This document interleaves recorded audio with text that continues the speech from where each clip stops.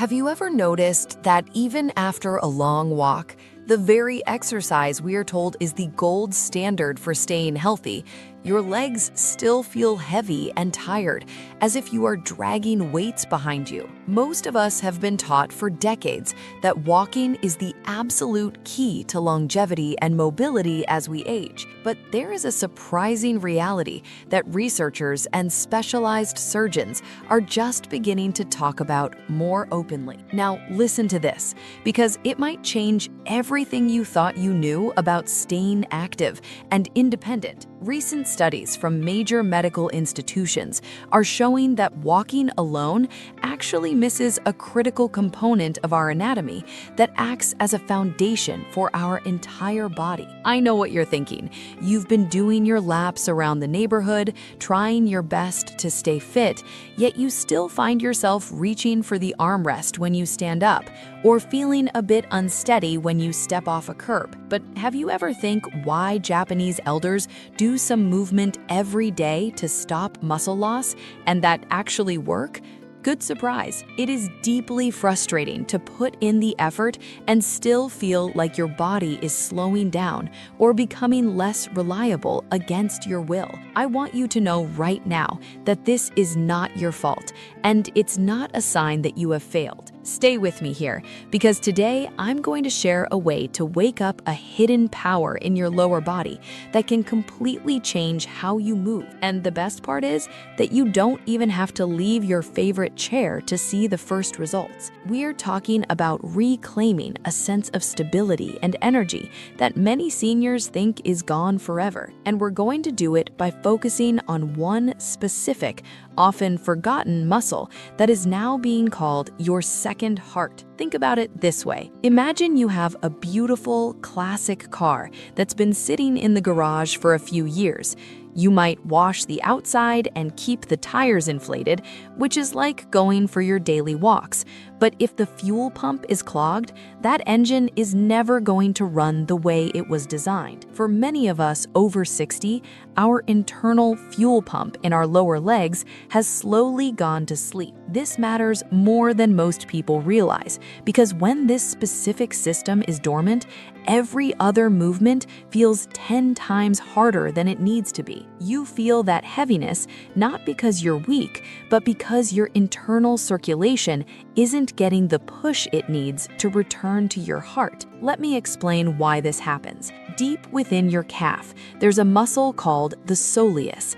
Unlike the big muscles on the outside of your leg that help you jump or run, this muscle is designed for one thing, and that's endurance and circulation. Scientists have found that when we sit for long periods, or even when we walk normally, we aren't always engaging this muscle to its full potential. Here's where it gets interesting. This muscle is unique because it's packed with special fibers that are incredibly resistant to fatigue. Its primary job is to squeeze the veins in your lower leg and push blood back up toward your chest, fighting against gravity every second you're upright. If you've ever dealt with swelling in your ankles by the end of the day, or if you feel like your legs are just done by 4 in the afternoon, it's very likely that your second heart is simply underactive. But there's so much reason for hope. Because this muscle is so resilient, it's also very easy to wake up if you know the right triggers. We're going to look at how a series of small, intentional movements can essentially prime this pump and start moving that stagnant blood back into your system, giving you a natural boost of energy and a much firmer sense of balance. Let's look at a real-life example of what I mean. Before that, I want to hear from you. Which city are you watching from? It's always so inspiring to see how far our community of health-conscious seniors reaches. Let me know in the comments. I once spoke with a woman named Sarah, who was 74. She loved gardening, but she had reached a point where she felt so wobbly on her feet that she was afraid to go out into her yard alone. She felt like her legs were no longer talking to her brain. She had tried more walking, but it just made her tired. When she started focusing on activating her second heart specifically, everything shifted. She didn't need to lift heavy weights or do anything strenuous. She just needed to re-establish that connection. Within a few weeks, she felt like she was standing on solid ground again, rather than on a boat. That's the power of working with your body's natural design, instead of just trying to push through the fatigue. Now, listen to this, because the first step is so simple, you can do it right now while you're watching this video. This is what we call the seated activation, and it's the foundation of everything else. I want you to find a sturdy chair where you can sit with your feet flat on the floor. Most people miss this, but the angle of your knees matters here. You want them at about a 90-degree angle. This position takes the pressure off the outer calf muscles and puts the focus squarely on that deep second heart. All you're going to do is slowly lift your heels while keeping the balls of your feet pressed firmly into the ground. As you lift, I want you to really feel that squeeze in the lower part of your leg, down near the ankle. Let me explain what is happening inside your body when you do this. That squeeze is literally acting like a physical pump on your veins. It is clearing out the fluid that collects around your ankles and sending fresh, oxygen-rich blood back into your muscles. If you do this for just a few minutes a day, you're essentially giving your circulatory system a much-needed assist. It's like taking a kink out of a garden hose. Suddenly, the pressure evens out and everything starts flowing the way it was meant to. This matters more than most people realize, because as we get older, our veins can become a little less efficient, and we need this extra help to keep our energy levels up. Stay with me here, because this is about more than just circulation. It's about something called proprioception. That's a big medical word, but let me simplify it for you. Think of it as your body's internal GPS.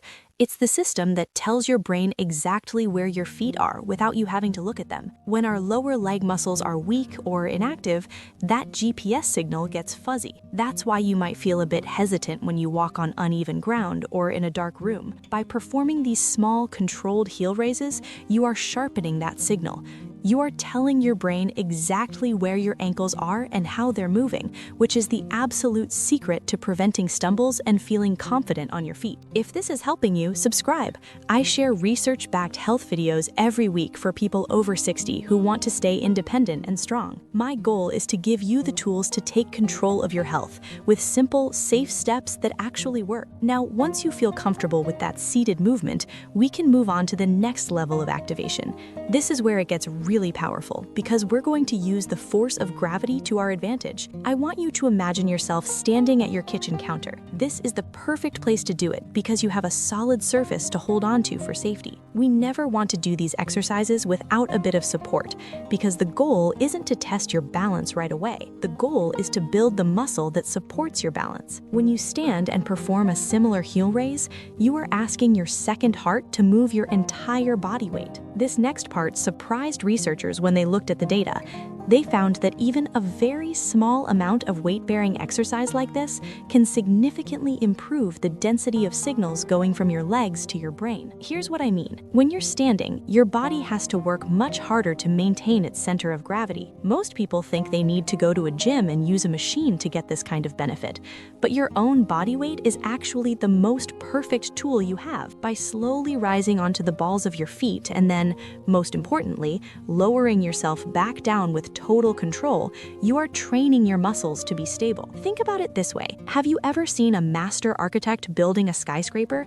They don't start with the roof. They start by digging deep into the earth to create a foundation that won't budge. Your lower legs and your ankles are the foundation of your entire physical structure. If they're shaky, everything above them, your knees, your hips, and your lower back, has to overcompensate. This is why many people find that their back pain or knee discomfort actually starts to improve when they focus on their lower leg strength. You are leveling the house from the ground up. Let me explain a very important detail that most trainers won't tell you. The way you go down is actually more important than the way you go up. When you lower your heels back to the floor, I want you to do it as slowly as possible.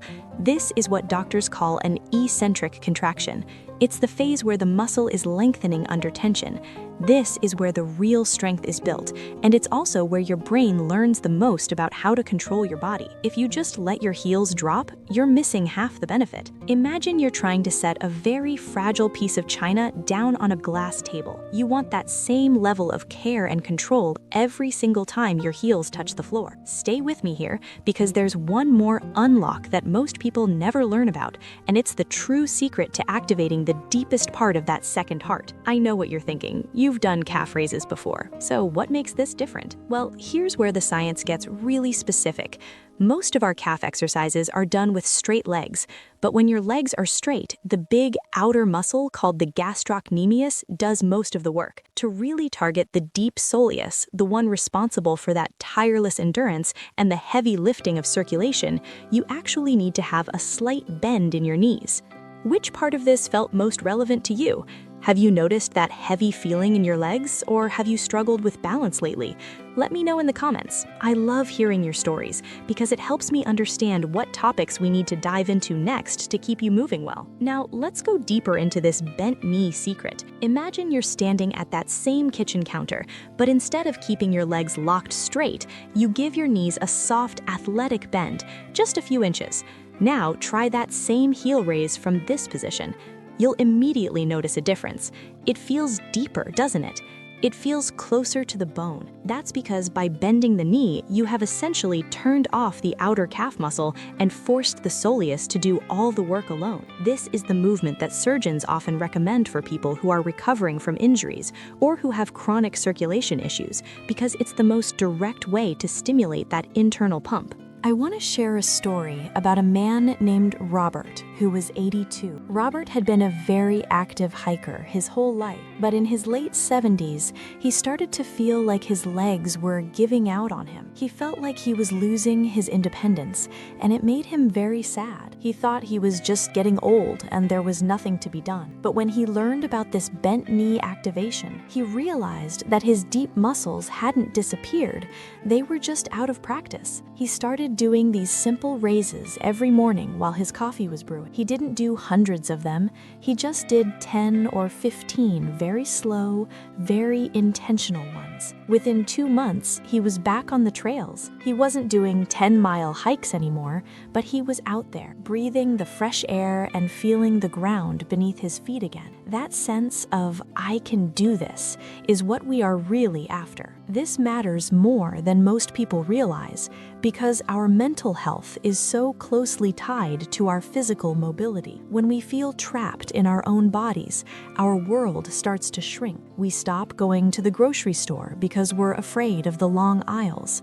We stop visiting friends because the stairs are too much. But when you begin to feel that strength return to your foundation, your world starts to expand again. You realize that you have the fuel in your legs to take those extra steps. It is a quiet revolution that happens inside you, one heel raise at a time. Now, let me address something very important: safety. I want you to listen to your body with a lot of kindness.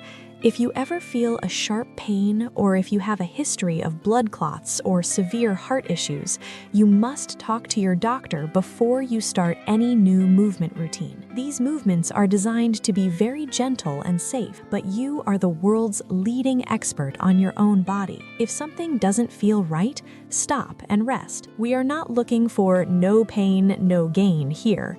We are looking for no pain, more brain, more connection, more awareness, and more steady progress. Think about it this way. If you were trying to teach a child how to walk, you wouldn't get frustrated if they stumbled.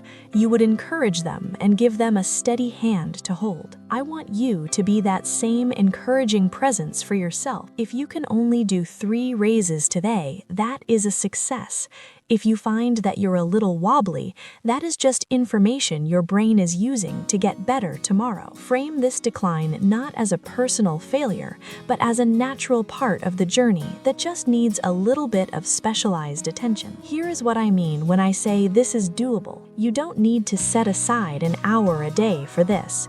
You can weave these movements into the life you already have. You can do the seated raises while you're watching the evening news or reading a book. You can do the standing raises while you're brushing your teeth or waiting for a phone call. It is the consistency of these micro movements that creates the biggest change over time. Research suggests that for people over 60, frequent short bursts of activity are often more beneficial for circulation and muscle tone than one long, exhausting workout. Now, let me explain why this is the secret to longevity. It's not about being a marathon runner. It's about being able to take care of yourself. When your second heart is working well, your heart doesn't have to work as hard. Your blood pressure can stay more stable because the blood isn't pooling in your extremities.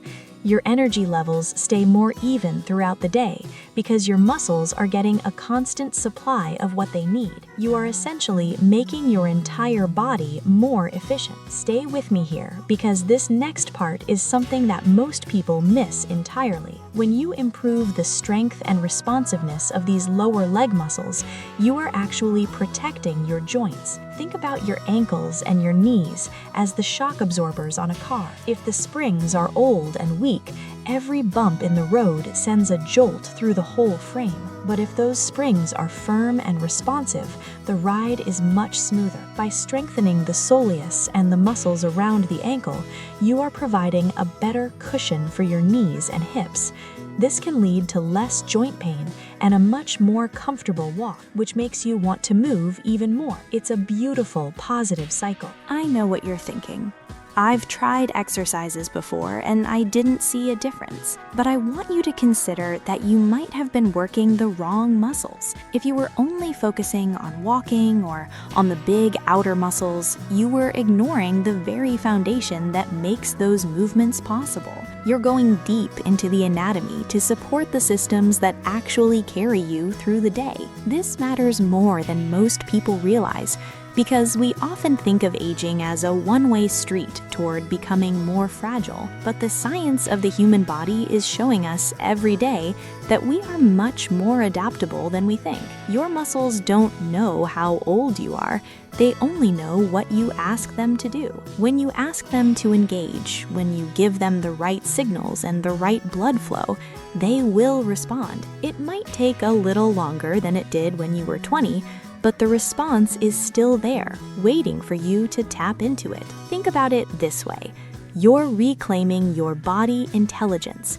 You're learning how to listen to the subtle signals your legs are sending you. When you feel that heaviness, instead of thinking, "I'm getting old," you can now think, "My second heart needs a little activation." That shift in perspective is incredibly empowering.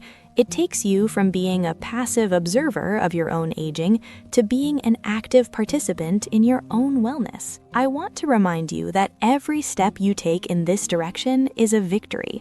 Whether it's doing 5 heel raises today or finally noticing that your ankles aren't as swollen as they used to be, these are the milestones that matter. They are the signs that your body is responding to the care you're giving it. Don't be discouraged by how far you think you have to go. Just focus on the movement you're doing right now. Here's where it gets really interesting for the long term. When you build this smarter strength, as surgeons call it, you're creating a safety net for yourself. We all have days where we might trip or lose our balance for a second. If your second heart and your proprioception are sharp, your body can often catch itself before you even realize what happened. It's an automatic response that happens in a fraction of a second. That is the kind of protection that gives you the confidence to live your life without fear. Let me explain why I am so passionate about this. I see so many people over 60 who have so much life left to live, so much wisdom to share, and so much love to give, but they're held back by a fear of their own bodies. I want to help you break through that fear. I want you to feel like your body is your partner, not your enemy. And it all starts with these tiny, quiet movements that no one else even needs to know you're doing. So, here's your plan for the next 24 hours. Try those seated heel raises just 3 times today. Do 10 of them at a time. Focus on that slow, controlled movement. Feel the squeeze and feel the flow. Then, if you feel steady, try just 5 of them while standing at your counter. Remember the bent knee secret. Just that little change can unlock so much potential. You have the power to change the trajectory of your health. You have the ability to wake up your second heart and reclaim the stability that is your birthright. It doesn't require a gym, it doesn't require a lot of money, and it doesn't require you to be anything other than exactly who you are right now. You're not losing your power, you're just learning how to use it differently and more wisely for this stage of your life. I am so proud of you for taking the time to listen to this today. It shows that you value yourself and your future. You're doing the work that will allow you to stay independent, stay active, and stay connected to the people and the activities that make your life meaningful. That is the greatest gift you can give to yourself and to those who love you. Stay steady in your efforts and stay strong in your spirit. I am here with you every week to share more of this research and to keep you moving forward.